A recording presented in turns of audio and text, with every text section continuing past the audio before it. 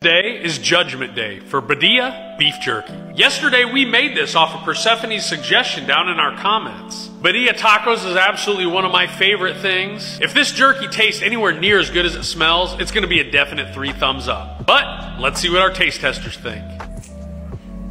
I don't think it has the super Birria jerky authentic taste. It's still pretty good, so thumbs up. I don't get some of the things I'd want from a burrito taco. I don't think I'll know on this one. Oh, it smells like homemade chili. This flavor is pretty spot on. Pretty good suggestion. Nice. 2 out of 3 thumbs up isn't bad, but I thought for sure this was going to be 3 thumbs up. I think this one had outstanding flavor, and if I could figure out a way to make it so it's not so labor intensive, I'd love to do a limited time run of this soon. Thanks for the suggestion on this, Persephone. I'm sending this out to you today. If you have any interesting ideas for a jerky flavor, leave it down in the comments.